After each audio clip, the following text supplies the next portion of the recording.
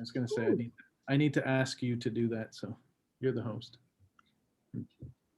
okay. Beth, can you take that from that view just to presentation view? There you go.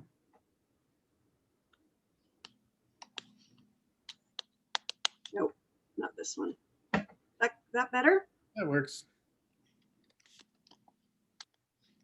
Welcome everybody. So another edition of our GAAB sessions, and the primary focus of this will be more on the club admin side, but I'm going to just do a brief update for us on the COVID stuff and a few other things. So thanks for tuning in again.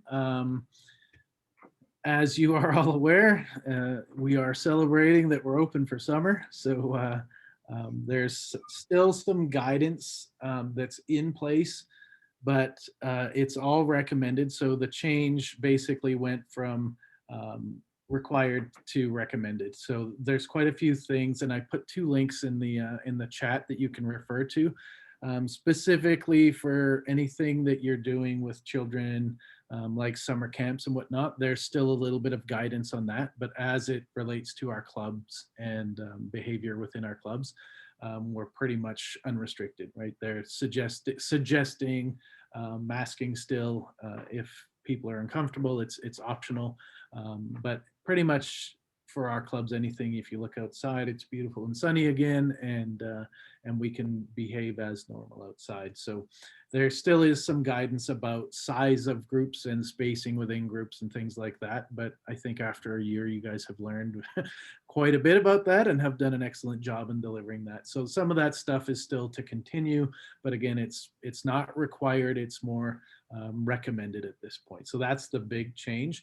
The other key pieces here are really about facilities and the levels of governance within sports. So where AHS has moved to recommended, as a sport, we've very much followed the AHS guidelines, but then as you drill down, depending where you are in the province, there sometimes are different guidelines from facilities. So the universities are sometimes very different than the city facilities. So if we look at Calgary as an example, and going through, Paula knows these pains very well of going through and staging a meet, getting permits and things like that were a little more difficult, but we're kind of past that. We don't need to go through those hoops anymore, but there still may be some facility guidelines to follow. So just make sure that we're adhering to those. Again, we have our guidance, and then a facility may have their specific guidance that we just need to adhere to, and just work with them on the ground to make sure that we're working together and putting the best practices in place. The links that I provided, again, are more for summer camps. So the way I explained that to the staff when we got that earlier this week was, our clubs, our members are known to us, and a summer camp would be new kids to a group. And so the guidance is really about those new kids. So screening, for example, there's some self-screening. It's not mandatory to screen, but we're asking people to self-report. So if you're running a summer camp for a week or 2 weeks, or some of these triad events, just keep in mind that there is a little bit of guidance still in regards to that stuff. We want to keep records of who those kids are at the camp, just in case there is a bump in a COVID case. And then no shared food or beverage, group sizing, make sure we monitor those. And then mask wearing is mostly on the transition from getting into the space or into the outdoor space, and then departing. So I've sent those links out in the chat, and we can share them as well following the session. But they're good to refer to, and it really is for summer camps and anything that you guys are doing indoors with children under 11. Again, anything outdoors, we're pretty much open for business, to quote Jason Kenney. Next slide, Beth. Yeah, so summer recreational memberships.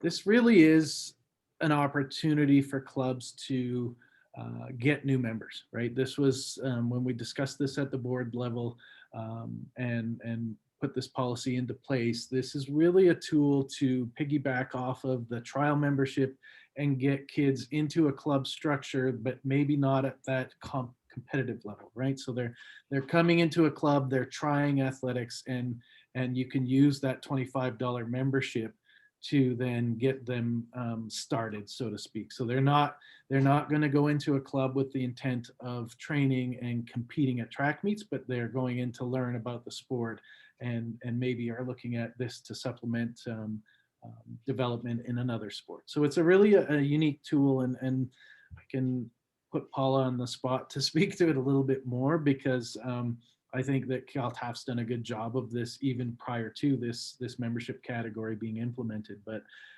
it certainly is that tool, and we'll speak to that a little bit more here as things evolve. But just getting familiar with how to use that tool and working with that membership category. We've got a group, as an example, down in the southern part of Alberta, who have 28 kids that want to come into track. And so rather than come in at the $60 level for competitive, they can come in at that 25, get an introduction to track, and then use that as a springboard should they want to go further with their pursuit within the sport. So it really is, we've got on the slide there, it really is a marketing opportunity. It's a chance for you guys to get your club knowledge of your club and the opportunity of your club to grow with a lower membership category. Paula, you want to add anything there? No, it's just been a really great tool for us, especially in our Cheetah program, that 8 to 11-year-olds, where we want to keep that cost down as much as we can. So that's sort of given us extra opportunity, and yeah, and it's been really good for us. And it works really well with the summer camp model too. So if clubs are looking at getting kids activated in a 1 week or a 2 week summer camp, this tool gives them the opportunity to do that with again, keeping the costs reasonable. So really excited to see how this grows within our membership and how clubs utilize it, but here to support you guys and make sure that we're giving you the best opportunity to do so. So with that, I think our next slide is open to questions on these first few pieces. Laura? I just have a question about that summer rec membership. Is that only for U14 like it was discussed at U12. the last one? Yeah. Okay. U12. Okay. Thank you. Yeah, I don't see any questions in the chat, and hearing no further questions, I'm going to pass the baton to Beth. Beth accepts said baton. Okay, we've got through our questions. Okay, welcome everybody. Today we are doing something a little bit different. My friend Paula suggested we do a little bit of a panel, and I thought it was a fabulous idea. So today we're going to have a Q&A with some of our club admin, Paula McKenzie from CalTAF, Lydia Maharik from the Thunder, and Laura Verbeek as well from Edmonton Thunder. I did ask some from across the province, but other people weren't able to make it. So we have these three wonderful club administrators who are going to help us answer some questions and just share amongst ourselves here. So we'll get started. So first question, who manages your club administration? Do you have volunteers do it, or do you have a paid employee? I know of at least 2 clubs that have paid employees. And so just for the benefit of everyone here today, or who will be watching later on our YouTube channel, perhaps we can discuss how that's working out if you have volunteers or paid club administrator. Paula, do you want to get us started? Sorry. So for CalTAF, we have a 1 paid employee, which is me as the club director. And then we have 1, 2, 3 different volunteer positions as well, which we usually use as parents. So for instance, our Cheetah group has a Cheetah director. And if they're a parent, that means then their athlete has the free registration and and their family doesn't have to do any more of the volunteer requirement. We decided a time ago that we wanted to ensure that there was a paid employee. And so we earmark a portion of our registration fees to pay salaries or honorariums to the club director. Cool.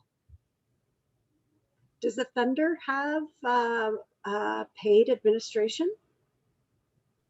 No, we are completely volunteer. We also do not give free registration to those volunteers. But I like that idea. Man, the amount of work we put in, it's significant at times. But yeah, all volunteer run. It is all volunteer run, although that's a nice idea, or even a substantial cut in the registration fee for people who are on the executive. So we have, according to our bylaws, we are supposed to have 6 people on our board. 4 of those are executive positions as president, vice president, treasurer, and secretary. And then we usually have somebody who's in charge of our clothing and swag, and someone who's in charge of our volunteers, and just does some general help with whatever else we need. And a casino. Oh, and a casino chair as well, because we do have a casino license. Or So we have one person dedicated to look after gathering volunteers for the casino. And communicating with AGLC. Right. Which can be, oops, where'd my slide go? Which can be a nightmare in and of itself, that casino management. Has your casino, did it get pushed back because of COVID? Have you? Twice. So we were booked in for September, and they shut the casinos down 1 week prior to our casino. Then we were given another one for January, and it was shut down again 1 week before. So yes, we're still waiting. Shoot. Do you Now, guys for have those- bingos as well? We Say have again? not done a bingo, no. So the bingo is a different license from the casino, same as raffle or pull tickets. Those are all different licenses. For any of you listening who might be interested in having a casino for your nonprofit, for your club, the application, I mean, we're looking probably 2 to 3 years out to get a casino now, because COVID has pushed things back so far. So if you're looking at that, and it can be $70,000 to $80,000 every couple of years, once you get into the cycle, which is a significant amount of money, you'll definitely want to start that process now. Jason has raised his hand. Hi, Jason. How can we? Just a question on the casino. How often are you guys doing them, or should be doing them? Is it? It actually, the AGLC puts you on a, once you get approved for a casino license, it's not up to the organization how often you can. It's up to the AGLC, and they will put you on a cycle, and it's usually 18 months to 2 years is the cycle. Here in Central Alberta, it's 3 years. There you go. Yeah. So things have gotten pushed back even further now because of COVID. They're doing a lot of catch up with casinos that were missed. So yeah, it just depends on your location. It depends how many casinos, like actual facilities there are where these run. And how much money you also get. They are looking at changing the structure, because right now Edmonton casinos get Edmonton casino money, Calgary gets Calgary, and so forth. And Yes. so some areas are getting significantly less and other areas are getting significantly more. So they've been looking at changing that structure for quite some time, but it hasn't happened yet. And just another note on that, I don't know if everyone's aware of this, or if these people even exist across the province, but here in Edmonton, we have something people call casino angels, who you can actually get as volunteers for your casinos if you can't find enough. So they're just retired people who do this for fun. Yeah, because the caveat is that you cannot pay somebody to do the casino for you. You cannot pay your volunteer, which would then not make them a volunteer. But yes, you can't pay them, but there are people willing to go and do it for you. Yeah, very cool. Okay, so Beth, there's a question in the chat from Robin, and she's just wondering if we could have the panel speak to the importance of having separate club admins from coaches.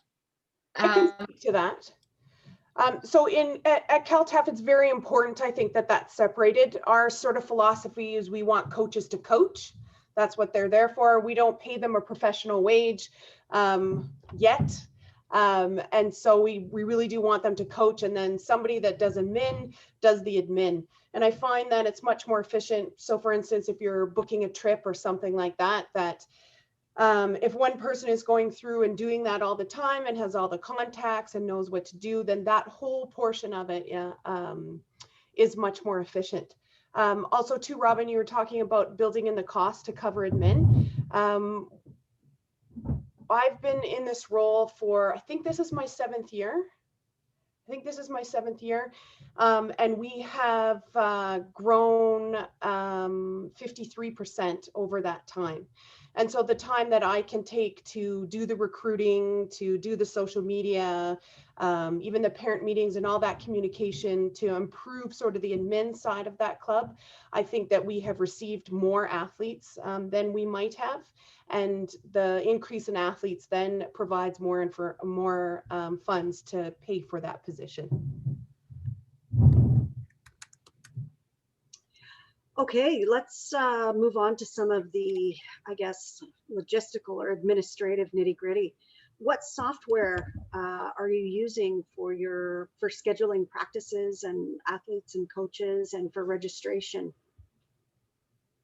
I can speak to that for us. We use Team Snap, which we started using a couple of years ago. We use the paid version. It's not too expensive, and it has honestly been the very best thing that we've ever done. It makes sure that when a coach sends an email, it's not going to the athlete only, it's going to the parents as well. So there's none of that, that issue there. We also have a program called Corello, and that is our registration platform. So they charge us a pretty small fee, and it's really easy to do refunds or changes with them. They're out of Vancouver. How are you spelling that? Karelo. That is totally not how I spelled it when I wrote it down. Yes. And Team Snap, most of the parents are already familiar with it if their kids were in soccer or hockey, because so many teams use it. And we found it a really easy platform to use. Okay. Paula, do you use the same? We do use Team Snap. So each group has their own Team Snap, especially for the 8 to 12-year-olds and those U14s, which has been great. For our registration, and I'm not sure if this is going to stay the same. I'm just shopping for some software right now, but we put all our forms into FormStack, and people can register online then through FormStack. And then just in terms of my database, I use Airtable, and then those things connect through our accounting system when we use QuickBooks. It's a little bit finicky connecting through QuickBooks, and I still do have to do some of the payments manually, and we use CardPoint to do that through QuickBooks. And so I am looking for an interface that will do all of those things that isn't crazy expensive. But I'm still looking, and we'll see. I can't find the perfect thing yet, but I haven't heard of Corello, so I'll take a look at that. Paula, good news on that front is there's a potential answer coming later this year collectively across the sport from Athletics Canada. Perfect. So if you guys Google Interpodia, it's a platform that AC is doing an exploration on right now, and a cost-benefit analysis where it would perhaps take over from Tracky, but then it also has all of those components where a club can buy in and access it as well. And so then everything across the country gets married into one system, which would be a hallelujah moment for us at the provincial level, and I think for the clubs as well at the ground level. So take a look at that. Interpodia, they're a company out of BC. Their product's really good. and I think it's Interpodia. It is Interpodia. Yeah. Yeah, and so take a look at it. It's something that's coming. So I would just advise that if you're looking at new things, make sure to not lock in for more than a year, because I think the transition would take about a year for AC to get from Tracky and some of that system management over to a fully integrated that includes coach development, officials tracking, like everything would live under one portal, which would be a home run for us, I think, collectively across the sport. So just something new that is being explored at AC level, so that you guys are in the know, but exciting to see that coming together. Yeah, that would be great. Oh my God, it would be so awesome. Are you kidding me? So do you have volunteers doing the bookkeeping, or do you have bookkeepers that you hire? I do all the bookkeeping for CalTAF. I don't do the financial statements. We have a separate accountant that does that, but I do all of the bookkeeping. I'm the treasurer for Thunder, and I look after all of the money side of the club. I do the filings with our bookkeeping is pretty straightforward. I just use an Excel spreadsheet that seems to do the job. There's not a huge amount of transactions that occur throughout the year, so I find that it works just fine. But I do also the filings with Alberta registries, and the report on proceeds for AGLC. So I also do those reports as treasurer. That's a lot of work. That's a lot of voluntary work. Yeah, that's why I really like the registration refund. It is a lot of work at times, yes, and because then I produce the financial statements as well. So yeah, it is a lot of work. Wow. Beth, sorry, go ahead, Laura. I was just gonna say, I noticed a question in the chat about why boards are so small. Ours is small because we only have about 30 athletes, which translates to about 26 families. And potentially, if we had some registration help for people who are on the board, maybe we would get more people volunteering, but we struggle significantly to get people to volunteer for the board position. Even if we say, if you're on the board, you don't have to do, say, a track meet, it still turns out that most of the people who are on our board are still working all of the track meets as well. So we just have a hard time getting people involved. And that's why we keep it small. And we don't know how big our club's going to be from year to year either. And COVID didn't help to recruit new board members either. And I think one of the challenges, not only that you guys have experienced at the club level, but also at the provincial level, is we often have to work pretty hard to attract board members. It's definitely a challenge to find people to volunteer their time to give at a board level. So I'm on 3 different boards for other sports as well, and it's no different from sport to sport or from higher levels to lower levels. It is the nature of the beast, and so that's always a challenge, which then dictates size of boards, but also engagement. So I think there's quite a bit that we can offer. We're looking at some different things, Athletics Alberta wise, as far as board recruitment, nomination process, and updating a lot of that this year, that maybe will facilitate some board growth. And then it's something that we can certainly look to pass down to our clubs as far as protocol and process. Well, and I mean, here, there's governance boards and there's operational boards, and most of the clubs have, largely operational boards. So it's going to be harder to attract. I do know that the Harriers moved to having a part-time person come in to do a lot of that administrative stuff. I'm not sure if that, I'm not sure what the rationale was there, but it's almost worth kind of bantering around or taking a look at the financials, and if you could have someone come in and do some of the admin to take that load off the board, that just obviously throwing it out there as an idea. Well, and our board too. Our board is, Yeah, our board isn't very operational anymore. Most of those tasks have been given to me, and I'm just part-time, although I don't work part-time hours, but I'm paid for part-time work. And I think that's another investment in that admin person, that it's a little bit easier to find, like Robin said, like alumni or young professionals or families or those kind of things to do the board.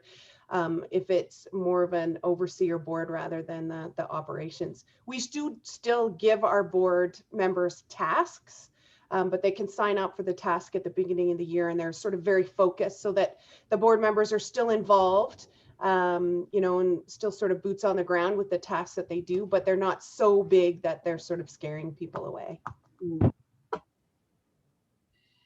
Okay, so let's move on. How is athlete travel charged? How do you how do you deal with athlete travel? When we had casino, we could use a lot of that money. Like casino has helped really keep our costs low to our families. I don't know if that's always a beneficial thing. It feels like it should sort of be similar from club to club what you're sort of paying for, because I do find a big range. And when you are fortunate enough to have an older club that does have a casino such as we have, that means that we can help with that quite a bit. So in past years, not this year, we have been able to often offset the cost of traveling to, say, CalTAF from Edmonton with some money for gas, and then paying for a night of the hotel, things like that. Without a casino, that's not possible, though. Yeah. Paula, how do you work travel at your end? Gotcha. So it's there's sort of a combination. So we do offset some of the costs for some of the meets, and we do that in two different ways. So we usually select a meet in the year that we will offset some of the costs. So maybe like indoor provincials or something that the majority of the team goes to. We try to travel as a team as much as we can. So we'll offset the cost by paying for the bus, or, you know, paying for all the entry fees for that meet or something like that. And we do take that money from our casinos and bingos. For the other meets, we charge back to the athletes. But again, when we travel as a team, you know, we can put 4 kids in a hotel room pre-COVID kind of thing, that we can keep our costs low. I am an avid collector of all of the points of all of the travel things that we can possibly get. And so that does sort of result in, a bunch of free hotel rooms down the line. So that also helps. Then we also have what we call a high performance fund, where we earmark some money for those athletes that are traveling to nationals. And so if they have standard or whatever the criteria is for that year, then we will give the athletes X amount of money to do whatever they can. Yeah, so it's a combination of both. Yeah, along those lines of athlete expenses, we also use our casino funds. Yeah, when we did have casino funds, to pay for meet registrations. So we would cover all the meet registrations for our athletes, as well when they were participating in the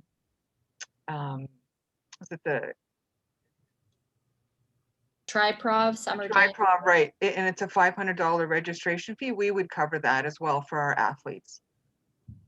And nationals as well.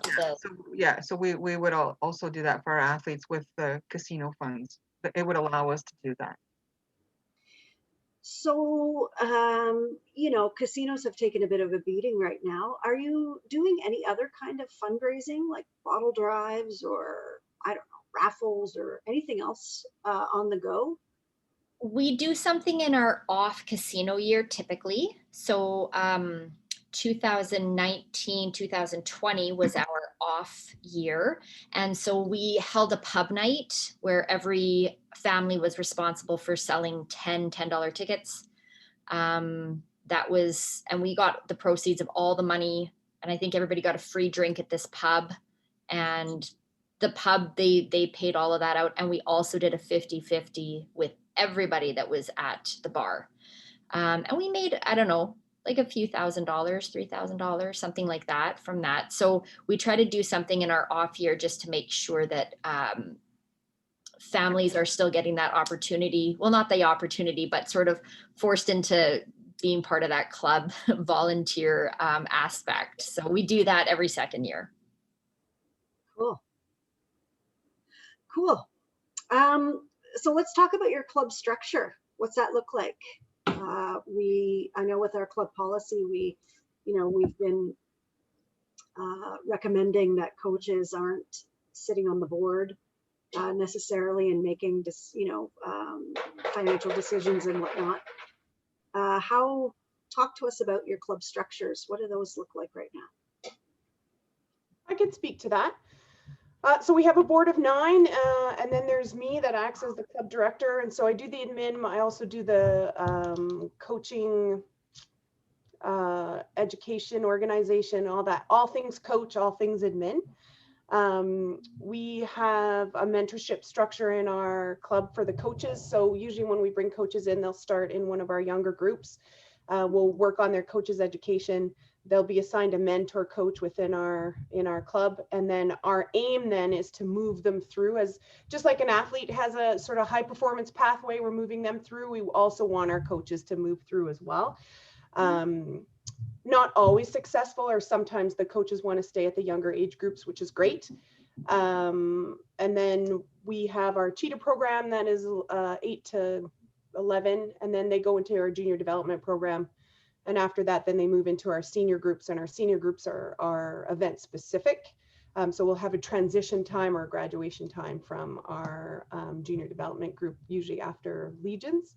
And then they'll go through there. Most of our groups will have a head coach and then assistant coaches underneath. So the head coach will do all the programming, etc. And then the assistant coaches will help at practice. Yeah, that's about it. Did that cover it? Mm-hmm. Yeah. Beth, Laura, do you want to talk about yours? Beth, I'm just going to enter, before we get too far down, there's a few comments just on Well, for some reason, I can't see any of the chat. Interesting. So there was just a few comments I'm just going to highlight that perhaps just sharing some expenses from clubs, whether it's in Edmonton or Calgary, of getting meets by Ronald. And then Carmen had a very creative outside the box suggestion that Kamloops Club, they are selling manure as a fundraiser. And her comment was that there's probably a lot of manure in Alberta that we could access and start selling.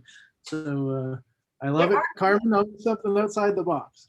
Right. Well, you can sign up to sell compost, which is manure. Is manure. There you go. Okay.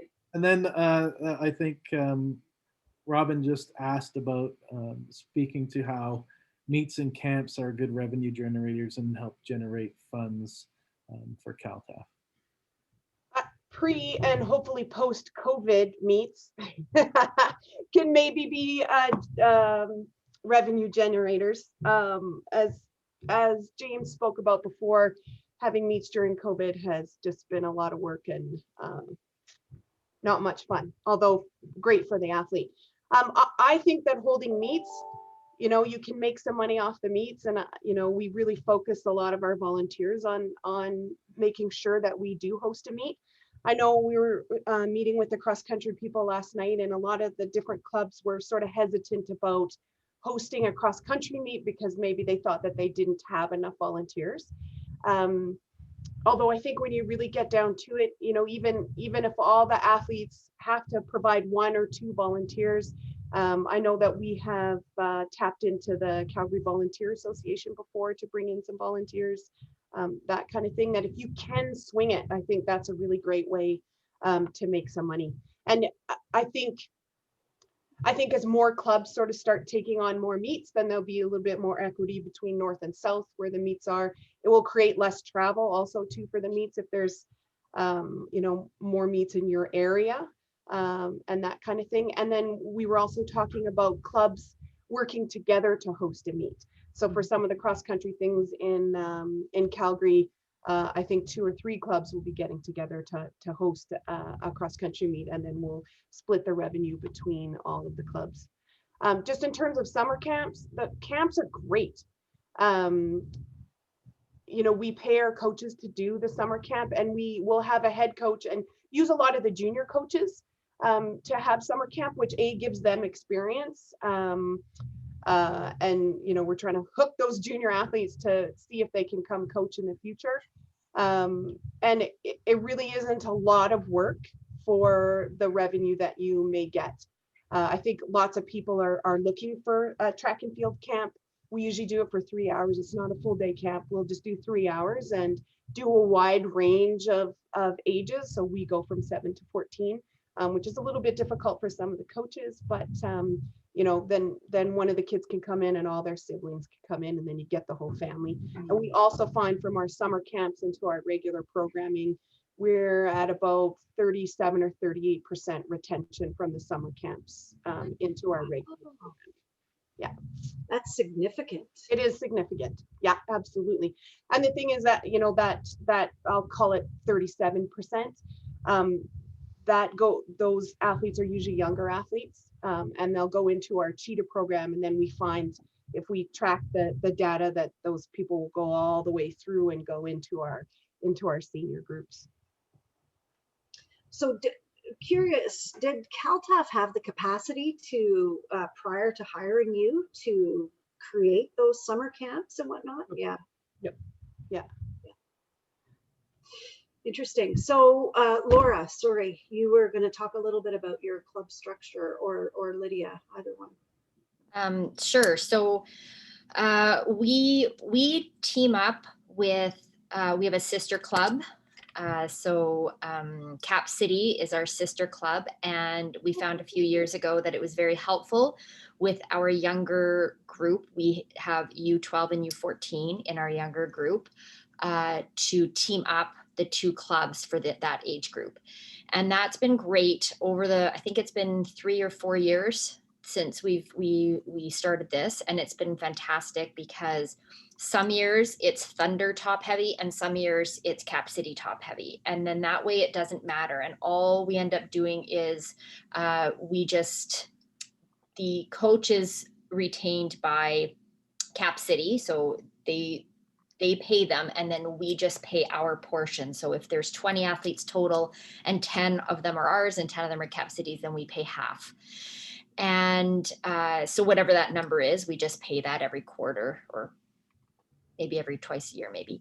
And that's worked really, really well. So I think that there's a lot of clubs in the Edmonton area. And with that many clubs, there's a lot of spread out, and it seems to be less coaches.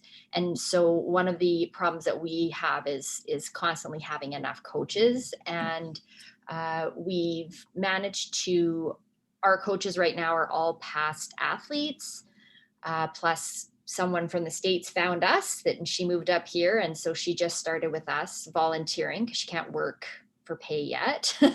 And then that's been great, but we are concerned about turnover and changes and things like that, coaching wise. So if anybody has any suggestions about coaches, or about, you know, maybe clubs potentially coming together,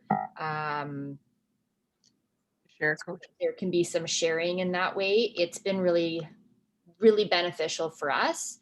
And so our age groups are U12, U14 in the younger group, and then U16, U18, and U20. We typically, once you're in university, they head off to Cap City. So that's sort of another combo that we have with.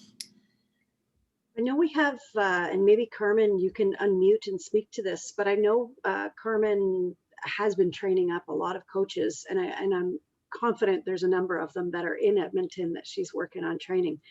Carmen, are you there? Yes, I am here. I can't make my video work though, but that's all right.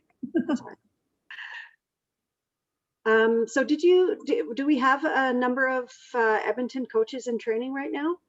We do. In fact, that gal that was mentioned, the one that came up from the States, she attended our Foundations of Coaching just recently. So yeah.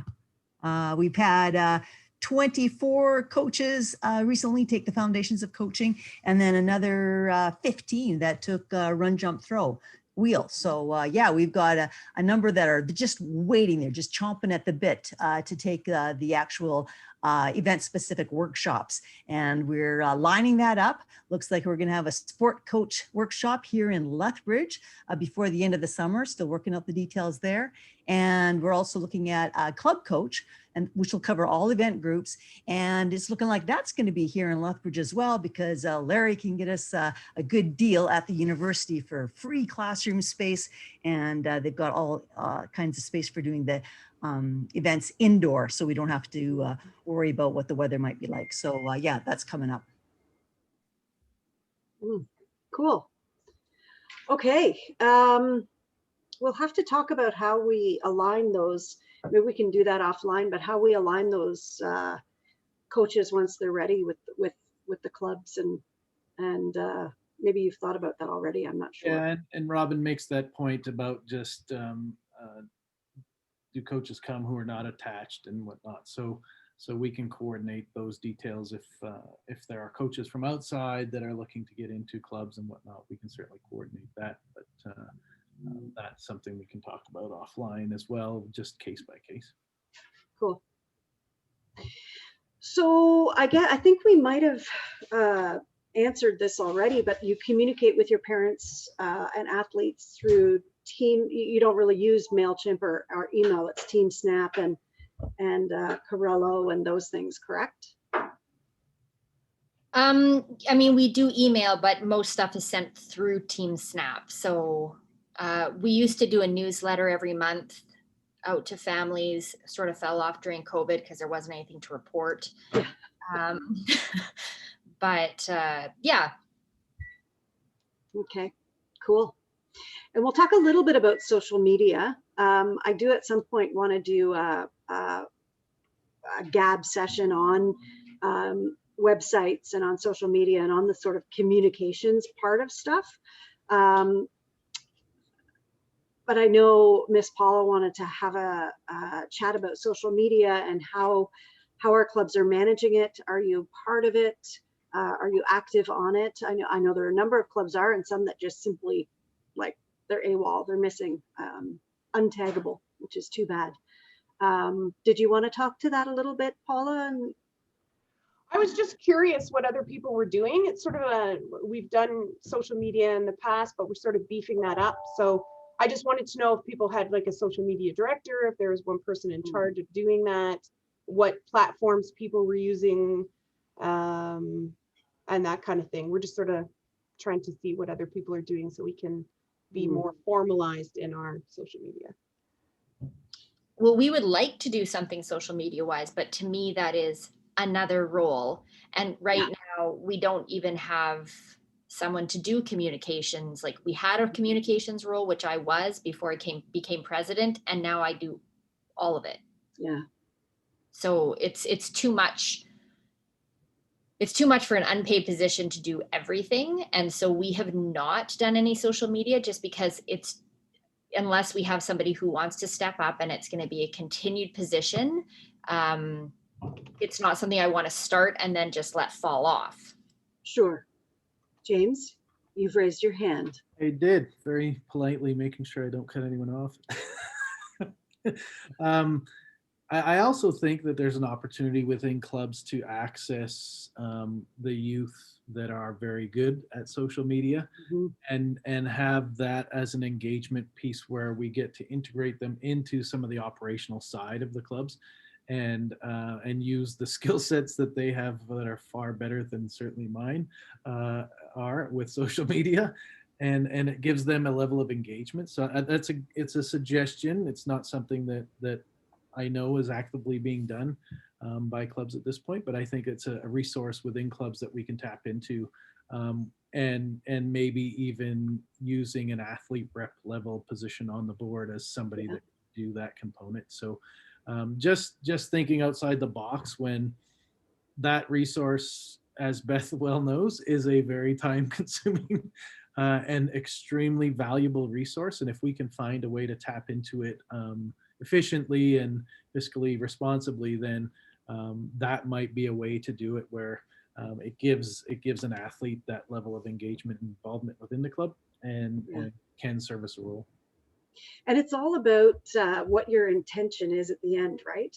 Who you're trying to communicate with, because if you're following our social media, you'll find that the tone is different platform to platform, because I mostly on Facebook, we mostly have parents and administrators. We have some athletes, but our athletes are primarily on Instagram.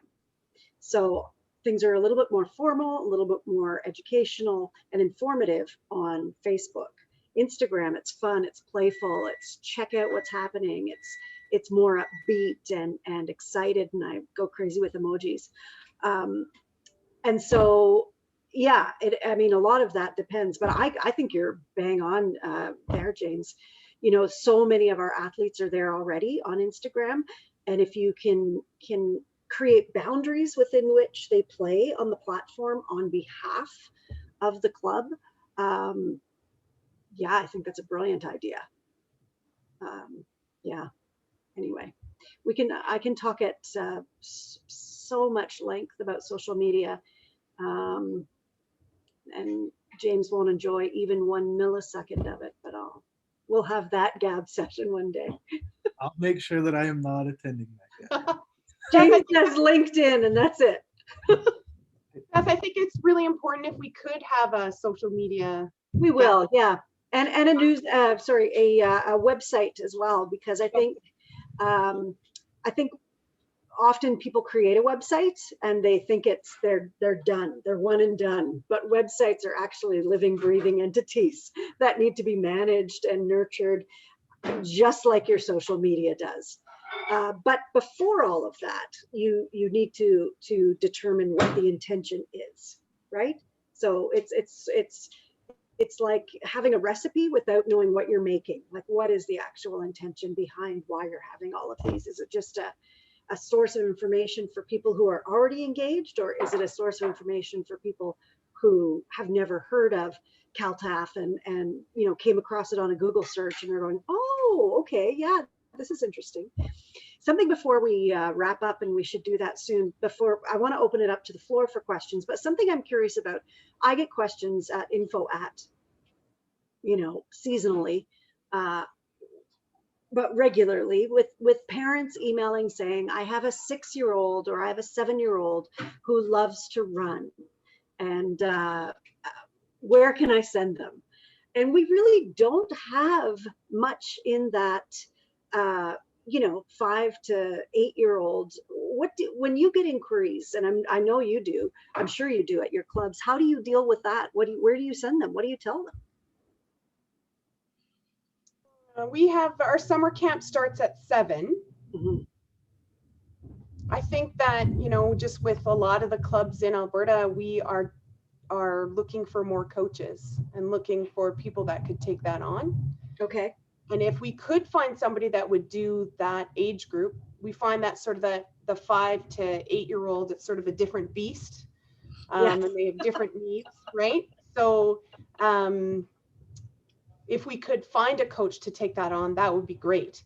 But I think just like with a lot of the clubs, we're a little short on coaches. I'm glad that Carmen is here now to help with that and do the coaches education, and I think more coaches will come through there. But yeah. So what do you suggest then, when you get that, like, sorry, we can't help you at this time until summer camp, but you may want to look at, like, do you sort of make a suggestion, or it's just? There's nothing in Calgary. I mean, there's the Dino Youth, but I think they go down to 7, but we do get a lot of inquiries for that sort of 5 to 7-year-olds, and we don't have a solution. Yeah. Laura, do you have a solution, or Lydia? No, we don't really have, there's nothing quite, track is very specific. It's very it's very event oriented, even at the run, jump, throw age, right? They're still training specific things. When I get inquiries about that, well, first of all, we don't start till U12, our age group. So then I have to say like, oh, you might want to look at the Mustangs, or you might want to like, I just head them towards a club that does a younger age group. Yes. Because I mean, as you said, I would say under 10 is a different beast. I'm a teacher. I was a teacher. And so there's like 10 and up, good for me. 10 and under, I don't have the patience. So it takes a special person also. It's kind of like soccer when they're 3, right? That's not Right. real soccer. So I just encourage anybody who's got younger kids that aren't ready for track. I just say soccer, things like that, where, just put them in that. And then when they get to this age, this is when it gets a little bit more formal. And, but if anybody has any suggestions on how to have something that sort of leans in directly to track so that we're not losing those kids to other sports, that would be a great thing. Like I said, it takes a totally different person. It's like kindergarten teachers. Yeah. Well, do we want to open it up? We have 6 minutes left. Does anybody, and James, I cannot see the chat at all for some reason. Yeah, that's okay. There's Ronald just put a comment in the chat, and I made a note of it on my desk here on my notepad. But something we could look at doing is putting a spot on the website under the coaches tab that is connection from a coach to a club and club to a coach. So essentially a directory of opportunity where oh, that's a great idea. put it right there is a good place for it to live, where if we've got a group of new run, jump, throw, wheel certified coaches that Carmen's got up and running, we could put them essentially on the website saying looking for opportunities, and then connect them with clubs who are looking for opportunities, so we can service the need and the opportunity from both sides. So Like an unpaid job bank. yeah, it's a good suggestion by Ronald, and great minds think alike, because I wrote that down as on my notepad as something that we could talk about after and how to operationalize that. Yeah, love it. Any other questions or comments? Can you see anything, James, or anybody? Just feel free to put your hand up, and we will. Yeah, I like Laura's comment. I'm with you that the U10 is a different animal. I've coached many at basketball camps, and having age groups of 6-year-olds to 18-year-olds, and collectively trying to separate out that 6-year-old group into developmental appropriate program delivery is a challenge. But it's also a challenge where I am with you. I came from soccer.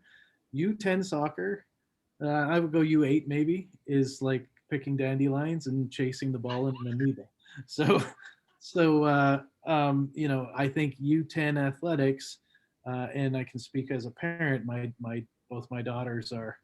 My oldest daughter just moved up to U12, but it's very much a different beast. And you can have a 10-year-old that's focused and wants to train, and you can have a 10-year-old that wants to high five and be social, and is there for the social interaction. So the coach has to be able to manage a full spectrum of different mindsets within that age group. So it really is a skill, and it is an opportunity at the same time, right? The sports that do U10 really well have a very robust funding model that supports the whole system, right? And that's where we look at our sport, and we're working towards a solution that can provide the tools to clubs to be able to service that age group. So it's coming along, and we're seeing quite a bit of success on the school side of things with our Mini Legends program. And now it's about how do we get that next step of offering that tool to our clubs, and that is coaching, but that is registration, and that is how do I manage this group, and who manages this group. So that piece of work is getting done, and really encouraged by the early success on the school side, at least from that. So now it's about getting it converted over to the club side. Jason has raised his hand. What's up?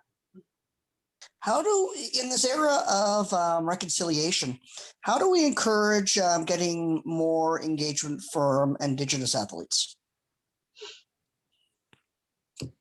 speak to that a little bit. And so,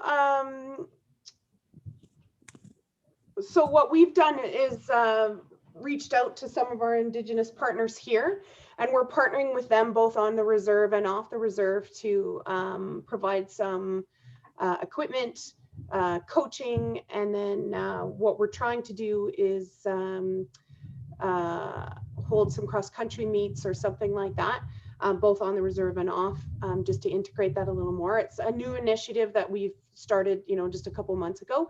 So I don't have a lot to report on it, but we're definitely moving in that direction, and it's been really good so far. James, did you want to speak to that on our behalf, or shall I? I think you've got a baby that you're working on that you can speak to. Yeah, so thanks for the question, Jason. We're doing some research at this end and going to start having conversations about exactly what you just said, Paula, about programming and how we can support.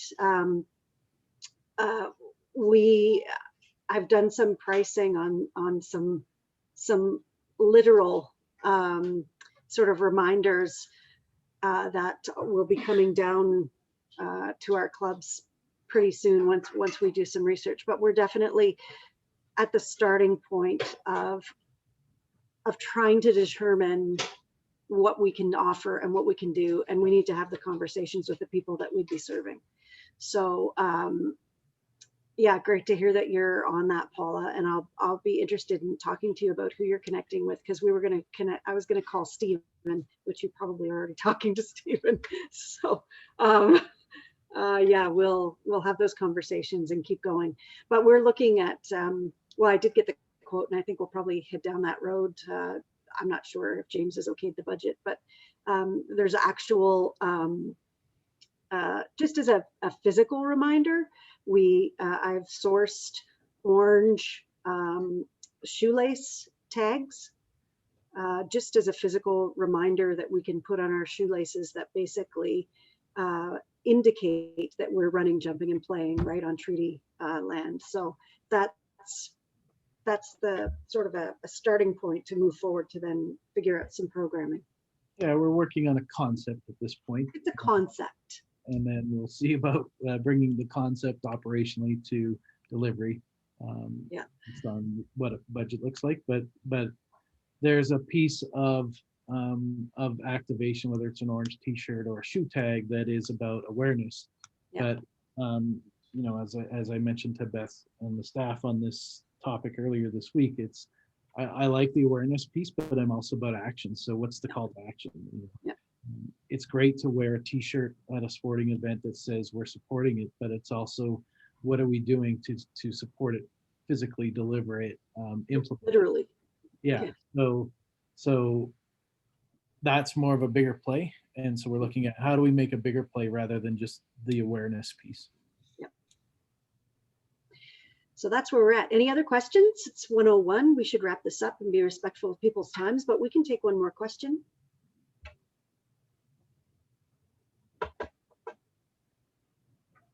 Nope. Gosh, we must have done such a fabulous job. Nobody has any questions. There's a few other chat items that are more of just comments, but some good chat items there as well. So just in regards to mentorship and joint ventures, we can look at some one-on-one relationships, different things like that for mini camps, and working with different groups out there to reach that activation level with various different groups. So there are great organizations, for example, like Free Play. There's so many out there that we could start to work with, but it's about building bridges and then taking what they do and operationalizing it with what we do. So there certainly are some steps that we need to get through to do that. Yeah. Good. Thanks, everybody. Yeah, thank you, everybody. Thank you, Paula, Lydia, and Laura, for your time and energy. And thanks, everybody, for coming today. Yeah.